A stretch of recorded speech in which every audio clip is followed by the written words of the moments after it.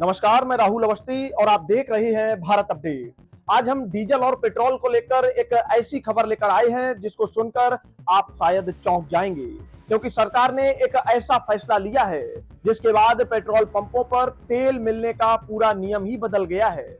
अगर आप भी अपनी गाड़ी में पेट्रोल या डीजल भरवाते हैं तो आपको ये बात बहुत ध्यान से समझनी चाहिए जो मैं अब आपको बताने जा रहा हूं।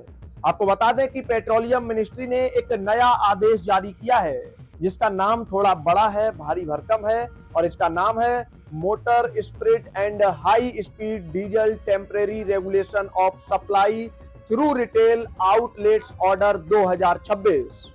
लेकिन इसका सीधा सा मतलब यह है कि पेट्रोल डीजल की बिक्री को लेकर अब नए और कड़े नियम तय कर दिए गए हैं। इस नए सरकारी आदेश के मुताबिक अब कोई भी बड़ी फैक्ट्री हो या कोई कंपनी हो या कोई भी बड़ी संस्था हो, वो सीधे पेट्रोल पंप पर जाकर डीजल या पेट्रोल नहीं खरीद पाएगी। यह पाबंदी पूरी तरह से इंडस्ट्रियल और कमर्शियल खरीदारों पर लगाई गई है।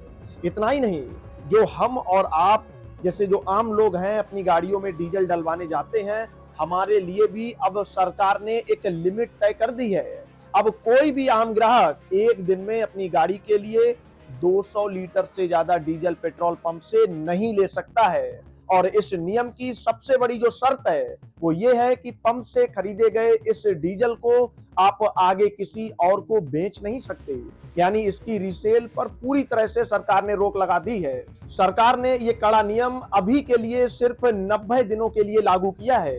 अब आपके मन में ये सवाल जरूर आ रहा होगा कि अचानक सरकार को ऐसा फैसला क्यों लेना पड़ा। आखिर क्या ऐसी वजह रही कि अब तक जो सरकार ने नहीं किया वो सरकार ने अब किया, क्यों उसको पेट्रोल डीजल के ऊपर लिमिट लगानी पड़ी। तो आपको बता दें कि सरकार का साफ कहना है कि देश के कुछ इलाकों में पेट्रोल पंपों पर तेल की बिक्री बहुत ज्यादा बढ़ गई थी और ये बढ़ोतरी सामान्य नहीं थी। इसकी सबसे बड़ी वजह ये थी कि जो बड़ी बड़ी फैक्ट्रियां और कंपनियां पहले सीधे ऑयल कंपनियों से भारी मात्रा में डीजल खरीदती थी, वो अब चुपके से आम पेट्रोल पंपों की तरफ शिफ्ट हो गई।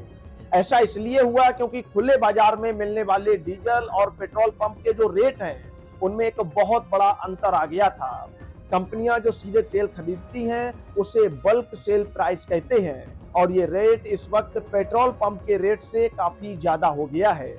सरकार को डर था कि अगर इन बड़े खरीदारों को नहीं रोका गया तो आम जनता के लिए पेट्रोल पंपों पर तेल खत्म हो जाएगा, जिससे कुछ इलाकों में भारी किल्लत हो सकती है और रोजमर्रा के जो जरूरी कामकाज हैं वो पूरी तरह से ठप हो सकते हैं। और इस पूरे खेल को समझने के लिए हम आपको इंटरनेशनल मार्केट की हालत को भी दिखाने का प्रयास करते हैं। आपको बता दें कि इस साल की शुरुआत में जो मिडिल ईस्ट है उसमें भयंकर जंग छिड़ी हुई है। सब जान रहे हैं कि ईरान और अमेरिका एक दूसरे के खून के प्यासे हैं। उसकी वजह से दुनिया भर में कच्चे तेल यानी कि क्रूड ऑयल के दाम आसमान पर पहुंच गए। भारत अपनी जरूरत का 85% से ज्यादा तेल दूसरे देशों से खरीद कर लाता है, तो विदेशों में दाम अगर बढ़े हैं तो इसका असर भारत पर भी पड़ना तय था। लेकिन सरकार ने आम जनता को महंगे तेल के झटके से बचाने के लिए पेट्रोल पंपों पर रेट नहीं बढ़ाए। अब एक सीधे उदाहरण से हम आपको समझाने का प्रयास करते हैं कि आखिर ये पूरा खेल कहां बदला। दिल्ली में इस समय आम लोगों के लिए जो डीजल का रेट है वो करीब 95 रुपए 20 पैसे प्रति लीटर चल रहा है। लेकिन वही डीजल जब कोई बड़ी फैक्ट्री या बस कंपनी सीधे ऑयल कंपनी से थोक में खरीदती है तो उसे वही 1 लीटर डीजल करीब 134 रुपए 50 पैसे का पड़ता है, यानी सीधे सीधे 39 रुपए प्रति लीटर का बड़ा फर्क आता है। अब आप खुद सोचिए कि अगर कोई फैक्ट्री मालिक है और उसे पता चले कि बाहर पेट्रोल पंप पर डीजल 39 रुपए सस्ता मिल रहा है तो वह सीधे ऑयल कंपनी से क्यों खरीदेगा, वह तो अपनी गाड़ियां पंप पर ही भेजेगा।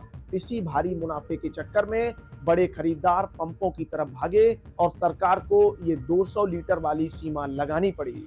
इन बड़े खरीदारों में सरकारी बस कंपनियां हैं, बड़ी फैक्ट्रियां हैं, मैन्युफैक्चरिंग प्लांट्स हैं और जो मोबाइल के टावर होते हैं उनको चलाने वाले लोग भी शामिल हैं। आपको बता दें कि पेट्रोलियम मिनिस्ट्री की एक संस्था है पीपीएसी, उसने क्रिस्टल एजेंसी के साथ मिलकर देश के 20 राज्यों के 3000 पेट्रोल पंपों का डाटा निकाला है।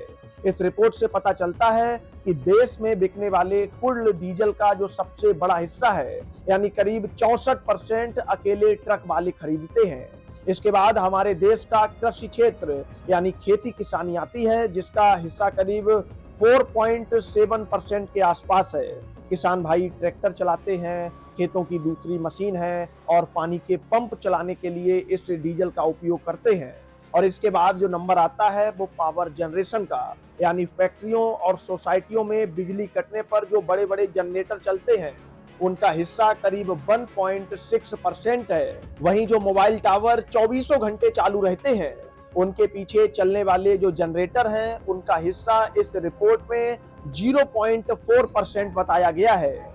अब इस पूरे गणित को संभालने के लिए सरकार ने ये नया आदेश निकाला है ताकि आम आदमी को आसानी से तेल मिलता रहे और फैक्ट्रियां सस्ते के चक्कर में पंप का स्टॉक खाली ना कर दें।